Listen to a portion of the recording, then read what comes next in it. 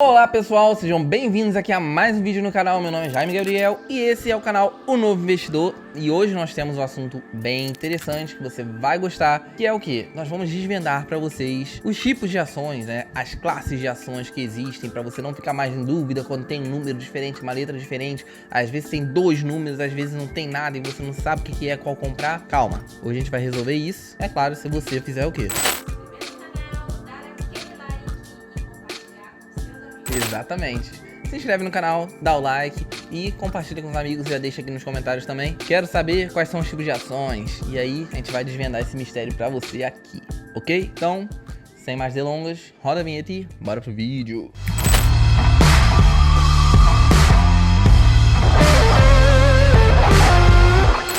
Já aconteceu com algum de vocês de chegar no Google, digitar e, sei lá, ações da Petrobras, E aí quando você vai ver, tem mais de uma. Ou então você coloca lá, sei lá, ações da empresa X. E aí tem 3 tipos diferentes de ações e você fala, meu Deus, e agora? O que eu faço? Qual que eu compro? Qual a diferença? É tudo igual? Não é tudo igual, existem diferenças. A gente vai explicar agora. Uma ação possui uma estrutura básica que todas seguem. Isso é igual para todas. Então, uma ação é composta de 4 dígitos iniciais, que podem ser letras ou números, vai depender do nome da empresa, tá? E logo depois ela possui 1 ou 2 números. Então você sempre vai ver essa estrutura. 4 dígitos iniciais, sendo letras ou números, e 1 ou 2 números no final. Eu vou te dar um exemplo de uma empresa aqui, se não é indicação de compra, é só para ilustrar, que possui 3 tipos diferentes de ações, 3 classes diferentes, que seria a Taesa, tá? A Taesa ela possui as seguintes ações: TAEE3, TAEE4 e TAEE11. Ou seja, são 3 totalmente diferentes, né? Calma que você vai entender o que significa cada uma dessas letras e desses números, tá? Mas primeiro eu tenho que te explicar o seguinte: existe uma lei que regula o capital social de uma empresa que é dividido em ações. Essa lei se chama Lei das Sociedades Anônimas ou Lei das SAs também. Então tudo que é relacionado a esse tipo de ativo, né, a ações, é regido por essa lei, beleza? Agora sim a gente pode prosseguir. Como classes padrões de ações, nós temos o seguinte: ações terminadas em 3 são as ações ON ou ordinárias. As ações terminadas em 4 são as ações PN ou preferenciais. E as ações terminadas em 11 são as ações Unity, ok? É só uma observação aqui: os fundos imobiliários também são terminados em 11, tá? Então não confunda ações com fundo imobiliário, são coisas diferentes. Os dois terminam em 11, mas são diferentes, tá? Ações terminadas em 11 são Unities. E existe uma regrinha que diz que uma empresa só pode emitir uma ação PN para cada ação ON, ou seja, uma ação terminada em 4 para cada uma ação terminada em 3 que existir. Isso existe porque o número de ações preferenciais não pode ser maior do que o número de ações ordinárias, beleza? Agora a gente vai ver direitinho o que significa cada um desses tipos, o que é ação ordinária e tudo mais. As ações ON ordinárias, as que terminam em 3, elas podem ser classificadas como as ações que dão direito a voto na assembleia da empresa, ok? E para quem serve esse voto? Esse voto é o que define quem são os membros do conselho da empresa, que posteriormente vão definir quem são os diretores que vão tocar aquele negócio, né? Aquela empresa. Ou seja,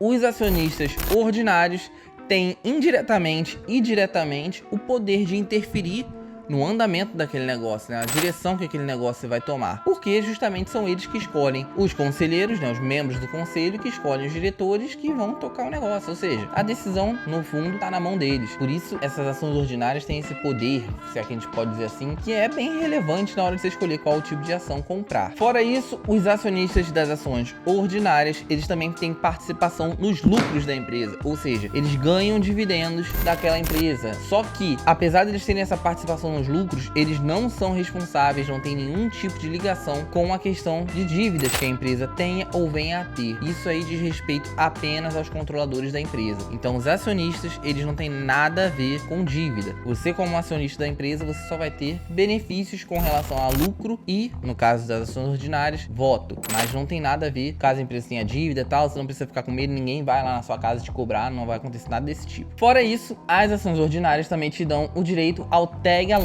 Tag along, nessa as duas palavras maravilhosas, significam o quê? É o direito que o acionista tem de vender as suas ações, né, a sua participação na empresa, caso o controlador venha a vender a parte dele. Ou seja, quando o controlador vai vender as ações, as ações dele, normalmente tem um upside no preço dessas ações. Você, como acionista ordinário, com ações ON, você tem o direito de, ao mesmo tempo, vender as suas também pelo mesmo preço que o controlador vai vender as dele. Ou seja, você também ganha nesse upside de preço, e é um benefício que os acionistas ON têm, no mínimo de 80% ao preço que o controlador vendeu as ações dele, podendo chegar até o máximo de 100%.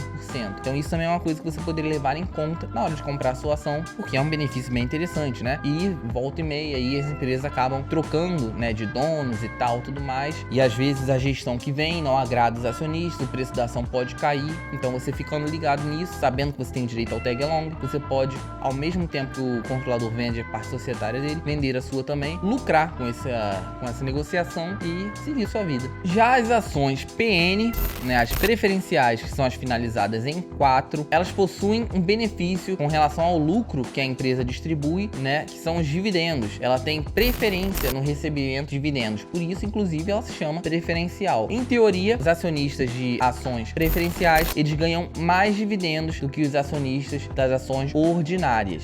E, obviamente, por esse motivo, né, como todo mundo quer ganhar mais dinheiro, mais dividendos, elas acabam tendo uma maior liquidez na bolsa, elas acabam sendo mais negociadas do que as ON.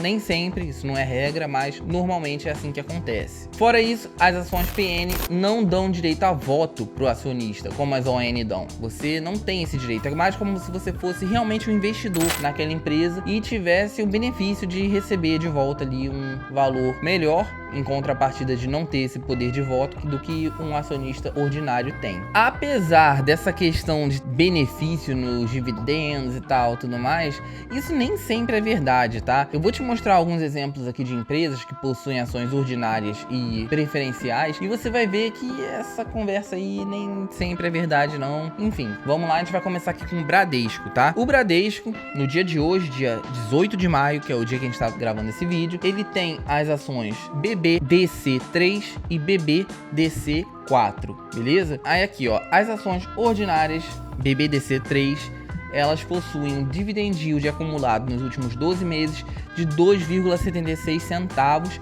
e um preço de R$ 21,98. Isso significa que ela distribuiu um total de 60 centavos, né? 0,6044 centavos no período de 12 meses por ação. Só que olha só que interessante. As ações preferenciais, que teoricamente ganham mais dividendos, BBDC4, elas possuem aqui 2,63% de dividend yield nos últimos 12 meses, ou seja, já é menor do que a ação ordinária, que tinha 2,76%, e o preço dela é 25,36, ou seja, é mais cara do que a outra. Ou seja, o mercado reajustou o preço dela, ela acaba sendo uma ação mais cara, com dividend yield menor, e acabou entregando 0,6648 centavos por ação. Não é uma diferença tão grande. Se você fosse analisar só pelo dividend yield das duas, a preferencial tem um dividend yield menor do que a outra, mas como ela tem um preço mais elevado, ela entrega um dividendo no final um pouco maior do que a outra. Só que olha só, a gente tem mais exemplos aqui para você ver, ó. Esse exemplo é muito bom porque você vai ver que aqui de fato essa questão de preferência nos dividendos nem sempre é verdade. No caso, nós vamos ver agora as ações da Itaúsa, tá? A Itaúsa tem a ITSA 3 e ITSA 4, uma ordinária e uma preferencial. A ITSA 4 possui um dividend yield acumulado nos últimos 12 meses de 2,41%, com um preço de 11,60, entregando então, no final das contas, um dividendo total de 0,2783 centavos por ação, beleza? Agora a gente vai aqui para ação preferencial, aqui teoricamente pagaria mais, e TSA 4, o dividend yield acumulado nos 12 meses é de 2,61%, certo? Mas o preço da ação, olha só que curioso, ela tem dividend yield maior, né? Só que o preço é menor, custa 10,69, quase R$1 a menos do que a outra. E no final das contas, o dividendo entregue aqui pela ITSA 4 é 0,2783 centavos, ou seja, a mesma coisa da ordinária. Nesse caso, tanto faz você comprar uma ou outra, o dividendo é o mesmo. Então, essa preferência nos dividendos não existe aqui, tá? Mas a gente vai ver mais um caso aqui, só para deixar isso bem claro de uma vez por todas. Ó, Taesa, temos a TAEE3, TAEE4. 4, ordinária preferencial. As ações ordinárias da Taesa possuíram um dividend yield acumulado nos 12 meses de 14,74%, bem alto, hein, Taesa? Nossa. E o preço da ação em R$ 13,61, beleza? Dividendos no final entregues de R$ 2,0058. R$ 2 praticamente, né? Já as ações preferenciais, TAEE 4, dividend yield acumulado nos 12 meses de 14,73, pouquinho menor, e o preço da ação estava, no dia de hoje, 13,64 centavos, um pouquinho a mais do que as ações ordinárias. Então, por conta do preço ser um pouquinho maior, ele acabou equilibrando com o dividend yield, que é 0,1% menor, resultando exatamente no mesmo dividendo entregue no final, 2,0058 centavos, ou seja, tudo igual, mesma coisa, não importa se é preferencial ou se é ordinária. Então fica de olho para você ver se realmente esse benefício nos dividendos está sendo aplicado mesmo ou não. Em todo caso, sobre as ações PN, a lei das SAs diz o seguinte, eu vou colocar aqui na tela para vocês, ó. Artigo 17. As preferências ou vantagens das ações preferenciais podem consistir em: primeiro, em prioridade na distribuição de dividendos, fixo ou mínimo. Segundo, em prioridade no reembolso do capital com prêmio ou sem ele. Terceiro, na acumulação das preferências e vantagens de que tratam os incisos 1 e 2. Um outro detalhe sobre as PN é que os acionistas preferenciais não possuem o direito de voto, como eu falei nas assembleias, né? Mas isso pode ser mudado, né, pode ser alterado caso uma ação, uma empresa X que tem as ações preferenciais não pague dividendos por até 3 anos seguidos. Se isso acontecer, os acionistas preferenciais podem requerer esse direito de voto, tal como os ordinários possuem, e aí sim, com esse direito de voto, eles têm o poder de colocar ali pessoas que vão alterar essa questão do tag along para eles, né? Ou seja, ir em favor deles para que eles também tenham esse benefício na venda das ações junto ao controlador da empresa. Por fim, nós temos aqui as ações Unity, que são as que terminam em 11, tá? As Units são bem fáceis de compreender, elas na verdade são um pack, um pacote de ações compostos por um número X de ordinárias e um número X de preferenciais. As Units, elas servem muito para dar mais liquidez aos ativos no mercado. Por exemplo, vamos supor que uma empresa X tem uma ação preferencial que venda muito mais do que as ações ordinárias, ou seja, as ações ordinárias acabam tendo uma baixa liquidez. Então, com a criação das Units, o investidor acaba comprando as duas ao mesmo tempo, o que meio que nivela, né? Acaba aumentando a liquidez do papel que não tem tanta liquidez assim, porque o outro ativo puxa essa liquidez, sendo que os dois estão contidos no mesmo ativo, que é a Unit, beleza? Uma outra questão interessante das Units é, você investindo nelas, você não fica limitado ao benefício da preferencial ou da ordinária, você tem o benefício das duas, porque você está investindo nas duas ao mesmo tempo, só que lembrando que esse benefício, ele é atrelado à classe de ações que você possui de cada uma, sendo ordinária ou preferencial, ok? Mas afinal de contas, qual delas é a melhor? Unit, ordinária, preferencial? Bom, isso aí vai do que você acha que é mais interessante para você. Eu, particularmente, prefiro as ações ordinárias, né? Inclusive as ações que estão saindo mais recentemente, as empresas que estão abrindo capital mais recentemente no que a gente chama de novo mercado, elas já saem todas apenas com ações número 3, ou seja, as ações ordinárias, enfim. Mas aí vai depender do que você acha mais interessante, beleza? Olha só, deixa eu só te falar, existem outras classes de ativos, como por exemplo, ações preferenciais de classes diferentes, recibos de subscrição, ele também tem um outro númerozinho diferente, tem as BDRs que já possuem um outro número também, um outro esquema. Essas outras classes de ações nós vamos explicar num próximo vídeo.